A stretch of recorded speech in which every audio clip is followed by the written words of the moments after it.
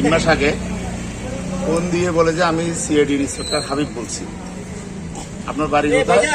আমি বললাম আমার বাড়ি সাতকানিয়া। আপনার তো তাইলে নদুবির লোক, আপনার নামে 10টা মামলা হবে, আপনি র্যাব অফিসেও মামলা হবে, সিআইডি অফিসে মামলা হবে, আপনি দ্রুত কি করবেন করেন, আমার এক অফিসার ফোন দিবে।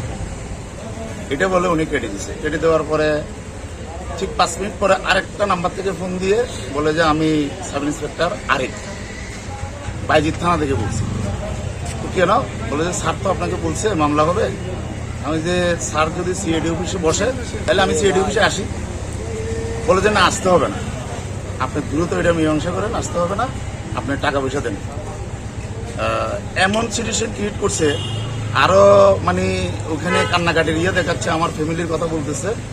এটা বলে উনি 5 লাখ টাকা চায়। আমি মান সম্মানের ভয়ে ওরা 1 লাখ টাকা বিকাশে দিলাম। ঠিক 2 ঘন্টা পর আবার আমার ভাগিনা, আমার একটা দোকান আছে অক্সিজেন, আমার ভাগিনাকে ফোন দিছে, সেম কথা বলে ওনার থেকে 50,000 টাকা নিচ্ছে। উনিও আয়সা জিডি করছে বাজিৎ থানায়, আমি কলসি থানায় করছি। যাক, দীর্ঘদিন পরে হলো এই প্রতারক চক্রকে ডিবি ধরতে পারছে। ডিবিকে আমরা অসংখ্য ধন্যবাদ।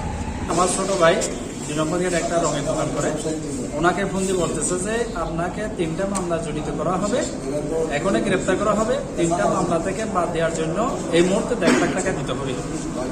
এটা বলাতেও উনি জিজ্ঞেস করছে কি মামলা, ওটা বলা হবে এত কথা বলা যাবে না, আপনাকে টাকা দিতে হবে। হুমকি দেওয়ার পর উনি আমাকে ফোন দিছে। উনি আমাকে ফোন দিয়ে দেওয়ার সাথে সাথে আমি যখন ওনাকে ফোন দিলাম, ওনাকে আমার পরিচয় দিলাম, কথাবার্তা বললাম। উনি বলতেছে যে এই এখনই টাকা দিতে হবে, এত কথা বলার সুযোগ নাই, আমাকে 1.5 লাখ টাকা দিলে 3টা মামলা থেকে বাদ দেওয়া হবে, নাহলে এখনই গ্রেপ্তার হবে, একটা মামলা চালান দেবো। আমি ডিবি প্রধান হাবিব বলছি।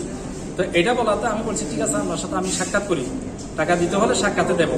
এটা বলতে হয়তো আমার সাথে সাক্ষাৎ করার সুযোগ নেই, আমার আরো অনেক কাজ আছে, দিলে এখনই দেন, না হলে এখন গ্রেপ্তার হয়ে যাবে, 3টা মামলা এখন চালান দিবে। তো এটা দেওয়ার পর আমি রীতিমতো আমি আতঙ্ক হওয়াতে চিন্তা করে বললাম যে তারপর আমি একটু দেখি বলতেছি, হয়তো দেখা বলার সুযোগ নাই আমাদের। এরপর ফোন রাখার পর আবার ফোন দিয়ে হুমকি তুমকি যখন দেওয়া শুরু করতে আমি চিন্তা করতেছি ছোট ভাই নিরাপত্তার কথা। তারপর বললাম যে একটা বিকাশ নাম্বার দেন। তো বিকাশ নাম্বার আমি 1.5 লাখ টাকা দিয়ে দিলাম সাইড ডাপে। দেওয়ার পরে এর পরের দিন আবার দুপুর থেকে অনবরত ফোন দিতে আছে। ফোন দেওয়ার পর বলতেছে যে আপনাকে এখন দিতে হবে 60,000 টাকা, না হলে মামলা একটা থেকে যাবে। তা আবার অন্য কণ্ঠে আবার একটা নাম্বার থেকে বলতেছে যে সিটিংয়ের বাসায় আমাকে বলতেছে কথা টিয়ন দিদিও অল্প টিয়ার দিদিও এই দিদিলে হয়তো মামলাতে একটু মুক্ত হয়ে যাও।